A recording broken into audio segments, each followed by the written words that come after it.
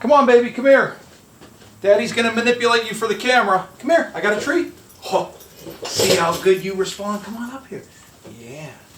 Yeah, little sweetheart. Yeah. Yeah.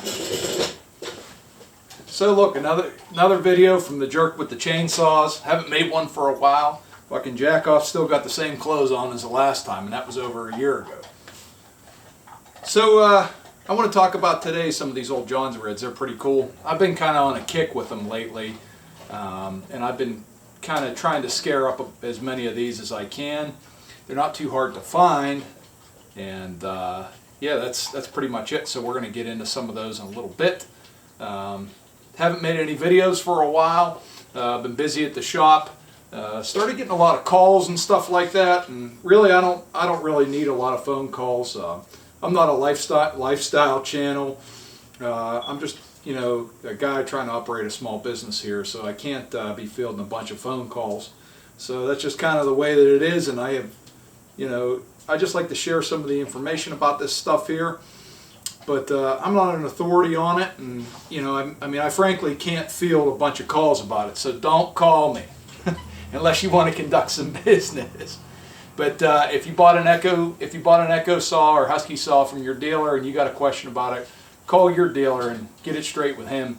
Don't ask me to give you an answer so then you can take it to your dealer and you know, argue with him about whatever you want to argue with. I have no interest in that. So anyways, you know, Jonsered, I think that they started a lot of this kind of design and with these saws. So this is a 601.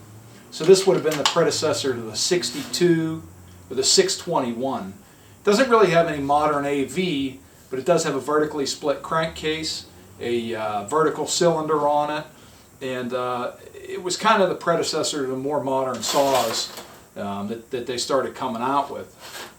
Pretty interesting design. I really like it. It's kind of got like a retro, like 50s and 60s look to it. The throttle handle, or this, you know, this handle here is actually integrated into the crankcase. I got this on, I think, Facebook Marketplace. The guy shipped it out to me. It had bad bearings in it. We split the case and then put it back together with new bearings and stuff. Pretty simple machine. Kind of some weird design differences from like modern saws. It's got studs in the case instead of to hold the cylinder on. It's got studs that come up instead of bolts that go down in. But it's got a lot of similarities to the 621, and there was some parts interchangeability in there, you know, between the 601 and the 621, but I'm not 100% certain on all of it. They got an inboard sprocket, and they're just like a really basic and simple design. It's pretty elegant, especially for the time frame. If you think of what like the American manufacturers were making at the time, I mean, they couldn't even get like the hardware right or standardized. They were still doing horizontal cylinders, and they just couldn't, you know, get them, you know, manufactured the same way. And this one actually has a lot of elements to what you see in like more modern saws from like the 90s. So some of these designs that they used actually carried all the way over into like the 80s, the 90s designs. So it's pretty neat overall. We're not going to take it all the way apart, but what we'll do is we'll grab a 621, and I'll show you some of the differences between the 621 and the 601. So this here is the 620. So this would be the more modern version. Same displacement, I think the same bore and stroke. Cylinder's a little bit different, but I bet you could, the piston and cylinder are a little bit different, but I bet you could interchange them. It's got points underneath the flywheel, and then the coil is actually in the top cover. The air filtration system's real similar. So it has this cover here, and they both got Tillotson HS carburetors. But it's got this cover here, and then it's got like a cylinder type element, like this. And both, I think some of the later model, like the 80s and stuff, used that too. Don't quote me on it. I haven't had any of those here yet that I've fooled around with. But, oh yeah, another neat thing about the 601 is that instead of having like a regular kill switch where it's like an on-off, it's always in the on position. So like a lot of the saws are going to this now where you push it down to kill it, and it, you know, it reverts to, or the default is the on position. Well, this one, This one is like that too. And then the 621 has kind of a more modern anti-vibration system to it. So with the Jonsereds of the period, like the gas tank, instead of being separate, the gas tank and the oil tank are all part of the crankcase housing. So it's still split. It's a split case, but the fuel tank is still in there too. And then what they did was they just chose to isolate the handle. So you have it screws to the crankcase here, so you have this buffer that isolates the handle, and then there's a buffer here, and then a buffer here, and then that isolates the rear handle. Then you got a buffer down in the front, and two buffers here on the wrap handle. And another thing interesting about the Jonsered saws is they have an oil pump, and the oil pump actually goes down through the front here. And it's a piston, and it goes in and out, and it's run by an eccentric behind the crank seal. So it's actually in between the crankcase bearing and in between the crank seal inside the crankcase. And it's an eccentric that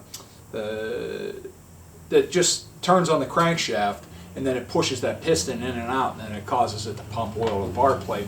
So that's the way it was with a lot of the older saws whenever they first came out with the automatic oilers, because all the old ones used to be manual.